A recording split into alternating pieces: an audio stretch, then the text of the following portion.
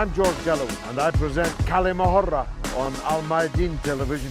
Here we are in London. I speak my words freely, either in Parliament, on television, here on the streets of London. كلمة means free word. That's what I speak. So كلمة is a two-way conversation. Check it out on AlMayadeen television. Welcome to كلمة with me, George Galloway, on AlMayadeen television, coming to you from London, but addressing a subject that matters to the entire world, namely the continued incarceration in the time of a pandemic of Julian Assange, the truth teller, the whistleblower, the world's most famous publisher. 8 years now, Julian Assange has been effectively under lock and key, for most of it in the Ecuador embassy, with the best of the British police gathered outside should he try to come out for a breather.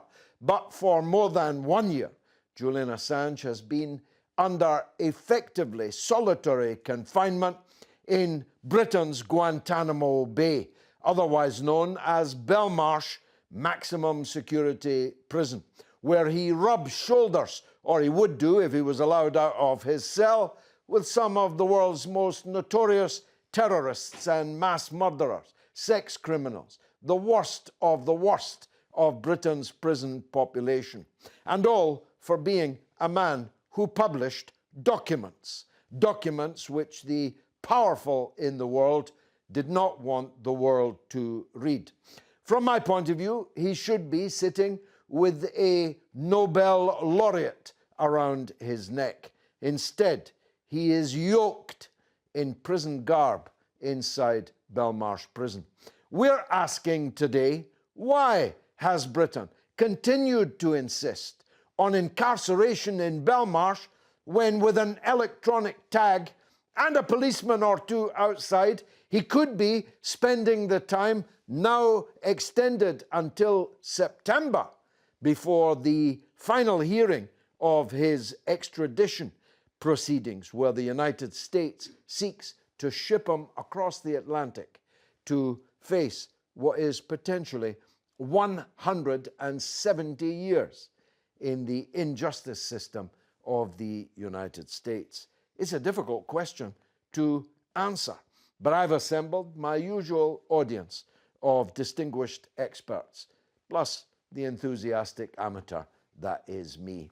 Now, David Lawley Wakelin is my favourite anti-war campaigner. He's the man that disrupted Tony Blair's testimony to the Chilcot inquiry and called him a war criminal with perfect timing, just as the police dragged him away. But he's also a distinguished documentary filmmaker. David, welcome to كلمة. How would you begin to answer that question? Why is Britain being so vindictive in its persecution of Julian Assange? Well, I think you can only imagine that it's because we're still very much a poodle to America, to Trump's, or the CIA in effect. It seems to be the secret services have a overpowerful world. They don't respect the International Criminal Court. They don't respect human rights. They don't respect the United Nations at all. In fact, you know, as we heard, the United Nations have said that Assange has even been tortured inside his solitary confinement and on remand, not even charged or brought to court yet for a ridiculous period of time. The average time someone is on remand is apparently 14 days normally. So why are we in this situation? Why are we following America down this road of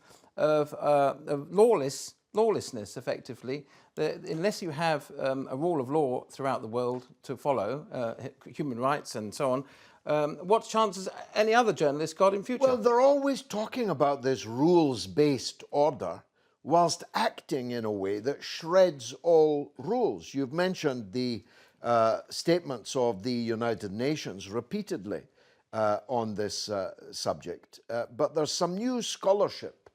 Some might call it journalism, but I think it verges on scholarship from the Grey Zone Project just this weekend, which reveals the role played by the security company, which was hired by the Ecuadorian embassy, but was in fact working for Sheldon Adelson and his gang in Las Vegas.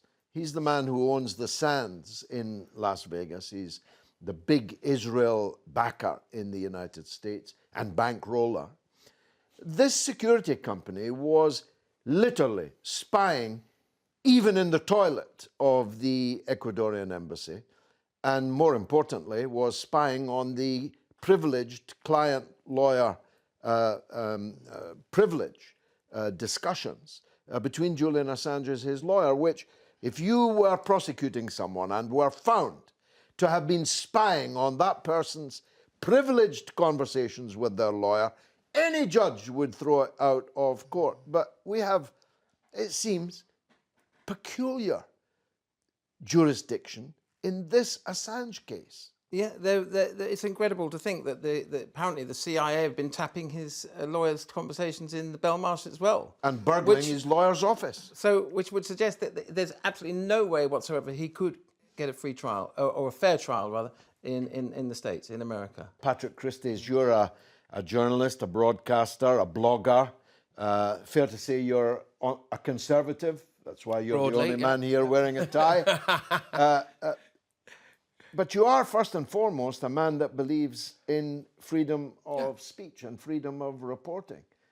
How does this all look from your part of the political spectrum? Well, I just think this is absolutely terrible on a fair few parts. I mean, from a purely journalistic perspective, you go into journalism looking to try to expose some ultimate truths. Well, here's a man who's done that, and he could potentially pay for it with his life now. And this is not the way that a first world country should respond to it. The way I look specifically at Julian Assange's case is that the idea now that the UK doesn't support the death penalty is absolute nonsense. You know, you've got this guy there who's, let's be honest, not in the best health anymore, sadly, who's locked in solitary confinement, but within a prison system. The figures coming out, especially in relation to the coronavirus about the prison system in the UK, are nonsense. We've said that we've got apparently 65 cases across 23 prisons. Well, you're hardly testing anyone. And if that is the case, why have you got 6,000 prison officers and probation staff in self-isolation? There's no way 6,000 of them are off if there's only 65 cases among the UK prison system. They are happy for Julian Assange to wait there and to rot there, and I think that's really a dereliction of duty. Of course, as you said as well, the UN have been pretty forceful in saying that this guy's human rights are being contravened. Well, where do we stand on that? And for me personally, I just find that this is a very one-sided approach that we are taking to America now. We are being their lapdog, really, and Boris Johnson seems content to be led around on quite a short leash by Donald Trump in a way that isn't reciprocated. We have a very one-sided extradition agreement with the United States of America. I don't understand why we keep maintaining that. I think it's worrying for journalists, of course it is, but I think it's also worrying for civilians in other countries. Because when, and it is a matter of time, when we, probably alongside America, inevitably go on another crusade in that part of the world, well, what does this say to citizens over there who can be video recorded, being the victims of war crimes by arguably the most powerful state in the world, and you know that the person who exposes that is going to rot away in a jail cell? This is just terrible all round. On that one-sided extradition treaty, we have a case right now of a CIA officer, quite a senior one, Anne Sakulas, who admits that she killed a young British boy by driving up the wrong side of the road outside a Royal Air Force base. She killed this young boy and then fled back to the United States, falsely claiming that she had diplomatic immunity. And the United States will not send her back to face a British courtroom. This is it. And so there's that, right? But there's also the case of what side of history do we want to be on? And what kind of credibility do we have as a nation? We like to be the world's policeman, or certainly one of them, and we like to talk up our case for democracy, our case for human rights, this shining light in an otherwise dark abyss that the world is. Well, hang on a minute. You've got a guy here who has exposed war crimes, really, and we are now on the side, apparently, of the people who essentially did the war crimes. Kevin Dooley, you know about the British prison system. You work with offenders and convicts and ex-convicts, but you're also a social scientist that understands the psyche of what happens to a man that's been 8 years under lock and key, and more than 1 year of that in Belmarsh. From your standpoint, what is all this likely to have done to Julian Assange already? He's done a lot of time, not only in prison but in the embassy. So the psychological impact on him would be going into prison originally would be a culture shock for him. However, we've got to understand who we're dealing with. We're dealing with a man who's passionate, who's profound, who emotionally and mentally likes discussing ideas, likes to express himself. He's a creative, he's an artist, he's a journalist, he's a communicator. That's been robbed, that's been taken from him. Who he is has been robbed of him, you know. And if he's left in isolation, which he is, and especially with COVID-19 pandemic in prisons, which is just about to explode, yeah, we're only at the beginning. He's in, they say 23 half hours a day, 24 hours. It's probably 24 because they don't have the staff in Belmarsh prison at the moment to get people out every day for showers, for their health and hygiene. There's bad sanitation as well. So like I said, he's spending a lot of time on his own, banged up, yeah, and he'll start to regress within himself, and he might not have a mirror in there, so he hasn't even seen his face for weeks and months. I was in solitary confinement for 3 months with no windows. The light was on 24 hours a day. I had a pair of shorts, no radio, no booking material. It will impact mentally and emotionally. He will need to rebuild his life. He's been traumatised, he's been tortured, punished, cruel, inhuman. What's happened to him is inhuman, cruel, degradation. Well, that was extremely powerful, and I'm grateful to you for doing that. It's worth making this point, isn't it? That he's not convicted. He's on remand. As David said, the average remand is 14 days. Have you ever known of a man to be banged up in such a prison for such a long time, in such truly unprecedented circumstances of a pandemic, on remand? Yeah. The longest remand in Scotland, you can only do 3 months, 110 days. It's called a petition, and the prosecution has got to prepare your paperwork for court, whether it be the Sheriff Court in Scotland or the High Court. In England, I don't think they have a statute of limitation. You mentioned 14 days. I've never known anyone that's the average. That's the average. But like so, most people are remanded longer than that. And in Scotland, if you don't get to court in 3 months, 110 days, you can give you another 110 days, but there's no more after that. So you've got 6 months to do remand, innocent before proven guilty. So you're in prison. Well, that is, of course, our pretense, David, isn't it?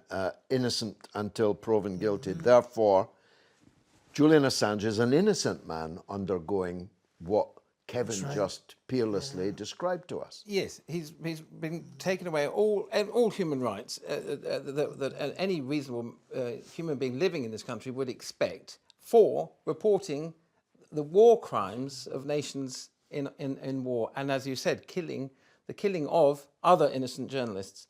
It's just extraordinary that, again, as I say, I find it most disturbing that when the United Nations, which is the world body brought after the Second World War, it suggests that he's being psychologically tortured in a West European nation state as England, and yet this doesn't even make the 9 o'clock news on our BBC.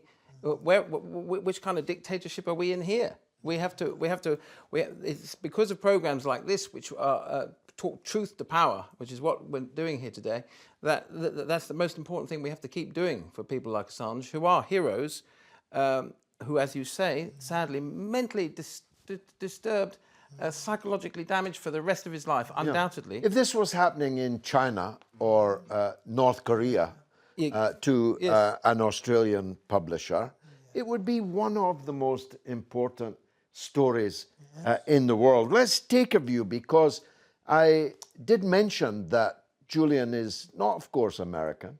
He's not British. He's not actually accused of committing any crime in Britain, yet he's being held here. He's never been in the United States, but he's on his way there, if they can pull it off, to 170 years in prison. He is, in fact, an Australian. So what's the Australian perspective on all of this? Let's hear from Jeremy Beck, who is the state chairman of the Australian Citizens Party. I'm Jeremy Beck from the Australian Citizens Party. I'm part of the national executive in our party. We're federally registered in Australia. And we've had a big concern about Julian Assange. He is an Australian citizen. And we've been calling him to come home and calling our government to take action so that he can come home, because he really has not committed any crime at all. He should be considered an Australian national hero for all the crimes that he's exposed in the military-industrial complex and the banks. The Australian government's doing nothing to demand the repatriation of their citizen Julian Assange. Why do you think that is? You should really be asking them, but we've got a pretty good idea. I think the Australian government is very tied to the military-industrial complex through the City of London and the Wall Street banks and all the arms companies. And of course, Julian Assange has exposed all this apparatus. So the Australian government really doesn't want to know much about this, and they're going along with the whole agenda. So it's a big concern to us, because we've been told a pack of lies, for example, getting into the Iraq war, weapons of mass destruction that didn't exist, and so many lies we've been told. So the Australian government really has a lot to answer. Patrick, that's the long and the short of it, isn't it? You alluded to it in your earlier contribution. Australia's doing nothing because it too is a poodle of the United States. Now, it would be one thing to be a poodle of President Jack Kennedy, but Donald Trump? I think this is the risk, and I know that you know, this is something that is being spoken about a lot as well, which is, you know, the risk for future potential military engagement as well, especially as goodness knows popularity ratings and the economy over there in America tanks. So I would have thought that there's every chance that there's something around the corner. And so if that is the case, then what precedent does this set for journalists who are now, I think, with the various online resources that we've got, in a better position than ever to expose, well, just wrongdoings, basically, criminal, deadly wrongdoings on a mass scale, in a way that we unfortunately were not able to do at the time, say, in Vietnam or something like that. We can do that now. Well, what message does this send to people out there? Well, if you do that, and if, you know, your son or daughter gets sent off to fight for your country in a war somewhere far away, and something bad happens to them, well, then I'm very sorry, but the government's priority is essentially sending another truckload of soldiers out there to die, as opposed to actually adhering to common international law and guidelines when it comes to freedom of the press. We do, you alluded to this earlier, George, you know. Yes, I mean, it's a very good point you make. There's never, in theory, been a better time to be a journalist. Not only can you get information that would have taken you, I used to go to, you know, the Public Records Office in Kew and laboriously plough through acres of paper in order to find facts that now I can find, not even by typing into my phone, speaking into my phone. There you go. Tell me this, and Siri will give it to you. But not only that, you now can get your work out to millions, hundreds of millions of people at the touch of a button, in theory. But in practice, journalism seems to me very largely dead. And if Assange goes into the dungeons, it will be dead. Well, as long as the international communities and the bigger nations' priorities is to make money off war, then they're going to try and strip back anyone who's got the liberty to talk out about any wrongdoings that are going on over there. Their priority is maintaining the quite murderous status quo in a lot of respects, as opposed to actually upholding justice. And that's the kind of in contradiction and hypocrisy that we've got now, especially as I've said before, one of the world's policemen, supposedly. Let's hear more from Australia, from Jeremy Beck. Well, really, he's not in jail for any crime at all right now. Officially, he has not committed a crime. He's in there waiting on an extradition order, but he sought asylum there in the Ecuadorian embassy and he was illegally thrown out according to international law. So really, he has not committed a crime.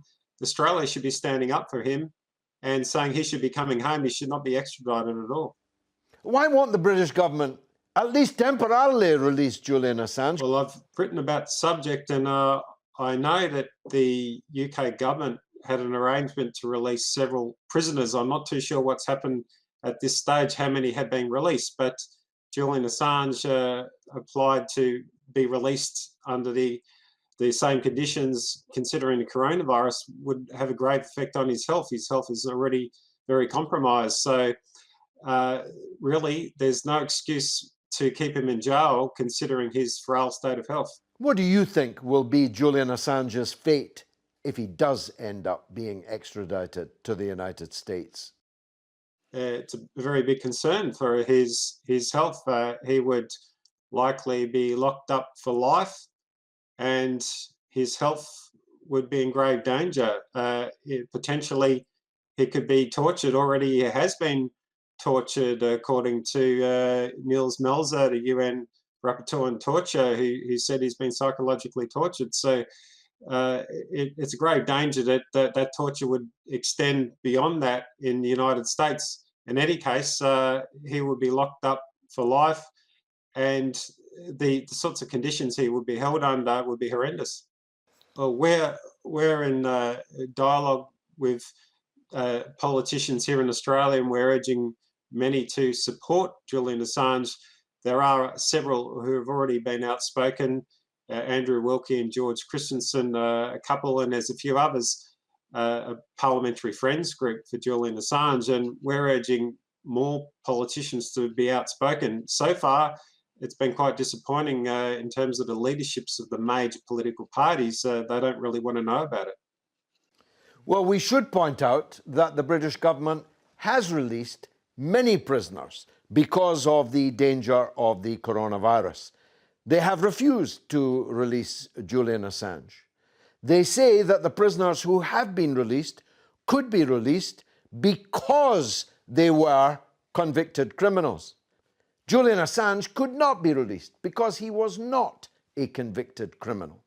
So you stay in prison because you're not a convicted criminal, but you might be released if you are a convicted criminal. George Orwell, double speak, thou should be alive at this hour.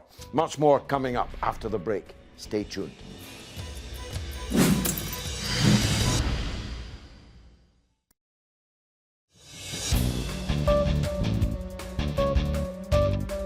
You're watching كلمة on AlMayadeen television with me, George Galloway, coming from London, but talking about truly a globally important citizen. He is, of course, Julian Assange, the world's most famous publisher. He is accused of doing no more, even by his worst accuser, of publishing documents. And yet he is being subjected already to cruel and unusual punishment, even though he's been convicted of nothing. Now, the impact of such cruel and unusual punishment has already been attested to by Kevin Dooley here in the studio. Dr. Tom Pearce is a psychiatrist. He had more to say about what this is likely doing to the publisher, Julian Assange.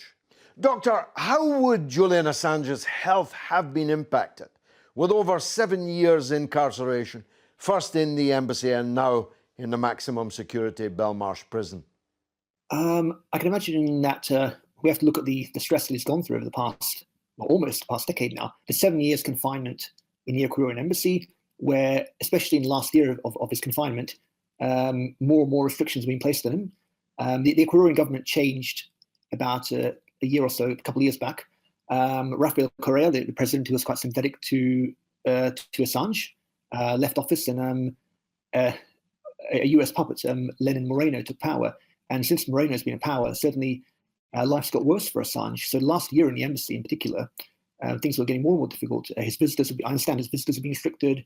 He wasn't allowed out for medical care, not that he'd ever been allowed out for that. So he already came into Belmarsh a very sick man. The several months he spent in solitary confinement in Belmarsh obviously would have exacerbated that. I think it's a miracle, actually, that Assange managed to publish articles. He managed to publish dozens of articles. He published books. He did interviews from the Ecuadorian embassy. Of course, he can't do that from Belmarsh, but I think it's a miracle he's still holding on. Aside from the impact on Julian Assange's health, what impact would all of this have had upon his family, his wife, his small children? I mean, of course, the family is suffering too. My understanding is Assange has, I think he has 2 children who, maybe it's 3, but he's got children who certainly haven't seen their father, or I think one of them at least hasn't seen their father for many, many years. And contact with family was, I understand, very, very limited. Some of his family live in Australia, which obviously makes it hard for them to, well, not particularly easy for them to come to the UK. Now when he's in Belmarsh, visiting restrictions are even greater. So of course his family have had limited contact with him over these years. They're also suffering. Why won't the British government at least temporarily release Julian Assange, given that nobody claims, even his worst enemy claims, that he's committed a criminal offence here in Britain? No, of course. He's committed no crime in the UK. As for, even in Sweden they've dropped the allegations now. The only crime he's charged with is the 18 counts of espionage from America. But as we've mentioned or discussed, if it hadn't been for that, we wouldn't know about all the various misdeeds of America and its allies. Why the UK is acquiescing to America, well, that's obvious. We've always been the junior partner. So the UK isn't going to step out of line from what America says. What do you think will be Julian Assange's fate if he does end up being extradited to the United States? Well, based on the 18 or so charges that Julian is charged with, I mean, he could face up to 175 years in a supermax, a high security American prison. So basically, it's a life sentence, or you could say a death sentence, because let's be honest, he's going to disappear down a black hole and he'd be never heard of again. I mean, I wouldn't be surprised if he's one of those people who meets with an accident in an American prison, as can happen. So essentially, it would be a death sentence for him. It would be not only for him, it would be terrible for his family. It would also be terrible for journalism. This would be a massive strike against journalism across the whole world. It would be sending a message to all journalists saying that if you oppose the powers that be, if you oppose the rich and powerful, the elites, if you oppose any government's wrongdoing, then you could potentially face the same fate. The other thing as well is that governments could use as a precedent and say, well, okay, the UK extradited Assange to the US to face trial. What if, for example, other countries, say Saudi Arabia, didn't like what a dissident had written about them and demanded their exile? Potentially, any government could then say, okay, I want the exile of a citizen who's living abroad, I want the exile of anyone who's written bad things about my country. That's the bull point, isn't it, Patrick? From the point of view of your profession, not only would it have a chilling effect, in fact, it would be a death sentence on free journalism. Well, it would, but it's almost an international death sentence, because I think one of the things that journalists in this country, and clearly wrongly, have thought about this government is that it will fight your corner. If you were to expose something about a foreign power, for example, as happens quite regularly, that actually they wouldn't just be able to either A, come over here and do you some physical harm, but also that you would be protected if you have stuck to journalistic guidelines and abided by the UK rule of law, that you would not be extradited to some quite nefarious foreign power. Well, that's not true anymore, is it? And that's the thing. It's not just the fact that whatever country you might personally be in, however it likes to bracket itself on the world stage, how secure supposedly that country is. Well, if they haven't got a backbone, especially when it comes to someone who's supposed to be arguably our longest historical ally in the Strait of America, then you are knackered whichever way you dress this up, really. More likely, isn't it, David, that the Francis Bacon's great line about self-censorship, it's an arrow that flies in the night. You don't actually see it flying, but it has its deadly effect. More likely, in the circumstance Patrick outlines, the journalist would decide, well, I'm not going to report that story because I might end up in the gulag. Well, this is the overall intention, to stop other whistleblowers ever dreaming of spreading the word that, the last person I read whilst researching this was Sarah Tidstill back in the 80s. She was a civil servant who sold a story, or gave her story, whistleblowed her story to The Guardian. She was put in prison for 4 months at that time back in the 80s. Well, obviously Assange... and it was a huge cause célèbre. Yes, at the time... Every it was liberal enormous. and progressive in the country Yeah. was up in arms about it, including The Guardian. Yeah, but nowadays, with Assange, he's the example to lead all examples. Do not try and whistleblow against one of these Western dictatorships, as they seem to be. The saddest thing is that the rule of law, which is no longer, it seems evident, which started after the Second World War, is no longer existing. Well, let me tell you, There is as no someone who was deeply involved, I was in Parliament. I was opposed to this one-sided extradition treaty of which Patrick speaks. And I raised with the then Home Secretary David Blunkett, now Lord Blunkett, who actually signed this treaty. It's his name on it. I said to him, what happens if the United States begins demanding the extradition of dissidents from Britain and now no longer has to show just cause, no longer has to show any evidence that what they're alleging is true? And the then Home Secretary, David Blunkett, said to me that I was worrying unnecessarily because on the face of the bill, now Act, it explicitly excludes the extradition of people for political reasons. What could be more political than what Julian Assange is being charged with? Or clearer. Well, it couldn't be more clear, could it? No. This is clearly it only can be a political crime. And also, the strangest thing is that Obama released Chelsea Manning, who was... So there was no crime with Chelsea Manning, but there is with Assange? I mean, what is going on? He's charged... Well, that's the irony. Chelsea Manning did commit a crime, because it is a crime if you're an American serviceman, as he was then, as she was then. Better get the pronouns right. Yeah. It is a crime too, and she paid for that crime. She was punished for that crime. But it can't be a crime for you to publish true material that comes into...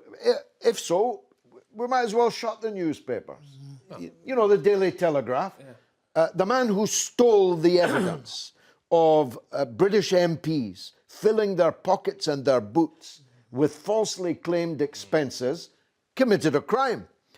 But the Daily Telegraph, which published that material, was doing a public service, not committing a crime, surely. Well, this is it. Well, the only crime that's been committed is the ones that you can see in the videos that Julian Assange has published and in the documents he's published. Exactly. Julian Assange has not committed the crimes at all. No. You know, it's just... Otherwise, the New York Times, the Guardian, the Der Spiegel, all these newspapers around the world that published Julian Assange's material or republished it, they'd all be in prison. They'd all be extradited. Well, how far away is that? To the United States. Well, so what you're saying really is there really is no case to answer. There's no case to So there's no case to answer. He's not been charged with anything.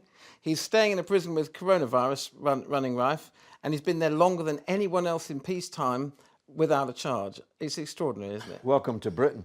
Kevin, on the subject of families, we heard Dr. Tom talk about that. In this case, Julian Assange, the father of 2 young children, the Americans were instructing their agents, who were supposedly guarding the embassy, but were in fact working for Sheldon Adelson and his Sands Corporation, who were, of course, a front for the American CIA, gathering information. The children's nappies were being combed, if you'll forgive the imagery, for DNA to establish their relationship to Julian Assange, so that his children and their mother could be used as leverage against Assange. It doesn't get much lower than that, does it? Or much more dirty than that. Literally, metaphorically. Again, regarding his children and his family, and this is impacting on his health as well. If he's in Belmarsh, I think it's 1 year nearly. It's more than 1 year 18th now. of May or something like that. So that means he'll be getting the normal visits, which is about every 2 weeks. So it's either 2 hours or 4 hours every 2 weeks. So you maybe get 8 hours a month. Except now with the virus. Yeah, the virus. There's it's no, not seen anyone. there's no visitation. But even with normal visitations, he will see his family for between 3 and 4 days a year. Let's just Even in normal a time. normal thing. He will not be near his family. Unbelievable. Let's hear from Nozomi Hayase in San Francisco in the United States. She's an essayist and a columnist, but also a psychologist. We've got lots of psychology for you today because the psychological impact of all this, and not just on Julian Assange, is really quite considerable. Nozomi, the US refuses to cooperate with the government of the United Kingdom over the extradition demand of Anne Sakulas, who admits that she killed a British teenager whilst driving on the wrong side of the road outside an American intelligence station in Britain. Given that, why are the British cooperating so fully with the United States demand for the extradition of Julian Assange? To me, this is a clear indication that the British government lost its own judicial independence. They became subservient to the US interest. They're simply following the order of the US empire. And this is shown how the UK court treated Assange during the extradition hearing in February. British court had been treating him like a terrorist. The British judge has been very cruel in the treatment of Assange. Judge Vanessa Ballister, she rejected the bail application of his temporary release, stating that no cases of COVID-19 having been confirmed in Belmarsh prison. And this judge doesn't care about justice, acting as if she's just reading scripts that are already written by the US government. Moreover, I want to emphasize one other thing, which is the US influence over UK judicial system is also seen in a way that the extradition treaty works. In February, the UK opposition leader Jeremy Corbyn challenged the Prime Minister in the House of Commons by raising the issue of the US extradition request for Assange. Then Corbyn argued how the extradition treaty between the US and the UK is unbalanced. And Boris Johnson even agreed with Corbyn on this. What do you think will be Julian Assange's fate if he does end up being extradited to the United States? This is obviously, I mean, he is facing 175 years sentences in prison. You know, he will be put into under the very harsh condition. I mean, there's the special measures that is known as the darkest corner of the U.S. Federal prison, in which he would be subjected to complete isolation, be cut off from any outside world, and he would be subjected to torture as well. I mean, so this is, you know, and then U.S. prison system is known to have really deteriorating. I mean, it's not a good environment for someone who, like Julian, who had serious health issues and who suffer from depression. So this is a extremely. I mean, we have to really be aware of the consequences of this case. I mean, if this case were to be ever allowed, we are now thinking about the death of innocent journalists. I mean, and then this would be the end of investigative journalism everywhere. And then one other things I'd like to point out about this U.S. government prosecution of Julian Assange is that, you know, we are talking about this is the U.S. government going after Assange, but here, you know, who are really going after him? It is, you know, it is a deep state. It's intelligence community like the CIA. This prosecution is CIA's revenge against WikiLeaks and the war against the First Amendment. Remember what Mike Pompeo, the former CIA director, now Trump's Secretary of State, said Right after WikiLeaks published the Vault 7 that exposed the CIA hacking tools, Pompeo called WikiLeaks a hostile non-state intelligence agency and said WikiLeaks need to be shut down. Mike Pence, the vice president, also came out strongly saying whoever released those CIA documents need to be held accountable. So they want to end a national security reporting. They want to shut down WikiLeaks and make sure that there would be no WikiLeaks-like organization to ever emerge. Wow, the whole case. David, you know, the only comparator that I can think of in this case is the brave Israeli Jewish whistleblower Mordechai Vanunu, who in England revealed the existence of Israel's nuclear weapons capacity. And then he too disappeared for 18 years of solitary confinement. I can think of no other comparator. And yet both of these men effectively were accused of the same thing, except in the case Vanunu was an Israeli citizen, so you could argue had some kind of duty to the Israeli state. Julian Assange has no duty to the United States, no duty not to reveal war crimes by the United States. On the contrary, as a free man, he had a duty to expose them. And I mean, it is, again, as the lady just said, the expert, you know, the CIA have to try and send a message out that if anyone else dares to, it's like the mafia. You could say it's like the Godfather. You know, we won't just get you. We'll get your children. We'll get your children's children. We'll be after you. You know, you couldn't make a mafia script. Vendetta. Vendetta. Yeah, it's like a mafia script from Godfather 6 or something to think what they would do to you now. And so Vanunu, and as you say, and Assange, would anyone else now dream of whistleblowing on their country? In the West, it does have an effect, sadly. Well, we can't take the Kalimahora camera onto the streets of London to hear the voice of the people, so we asked the people to send in their voice. Let's take a look. I can only assume that both the British government and the American administration would rather have Julian Assange die in a British prison rather than go through the expense of bringing him for a political show trial in America and spend countless tens of thousands of dollars incarcerating him for the rest of his life.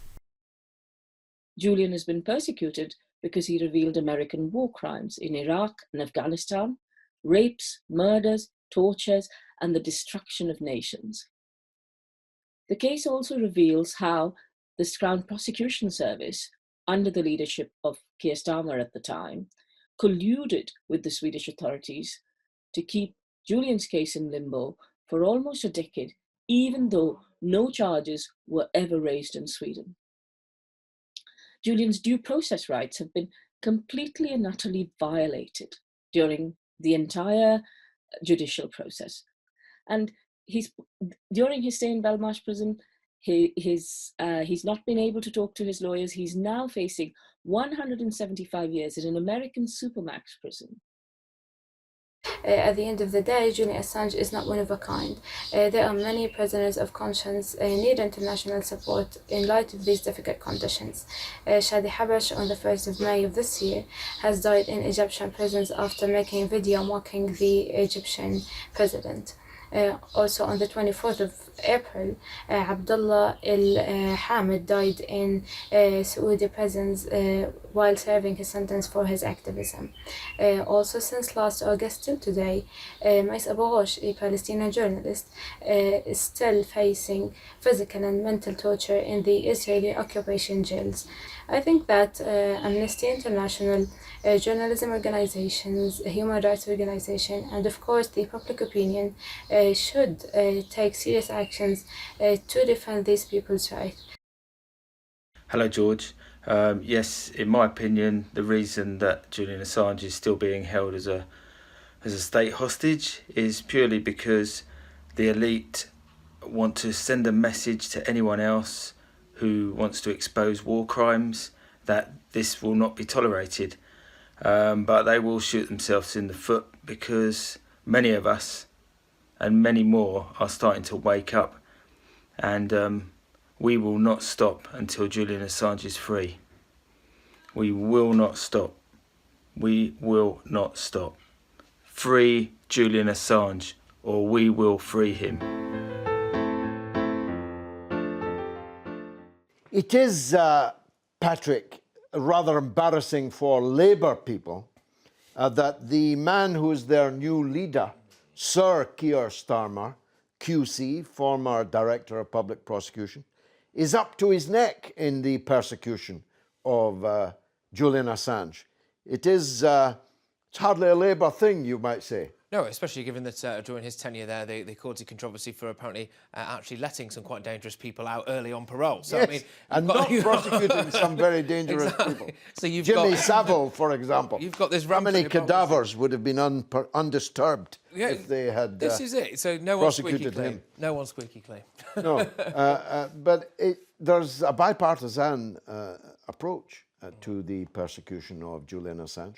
No Labour member of Parliament now will raise their voice to even allow him to go home under an electronic tag out of Belmarsh. Not one. Even Starmer has rejected this. How strange is this? You know, that's just very, very broadly speaking, you're supposed to have the party there on the left of individual civil liberty, human rights, you know, fighting the case for the most vulnerable in society, and yet you've got something like this going on, and there's almost deafening silence on it, isn't there?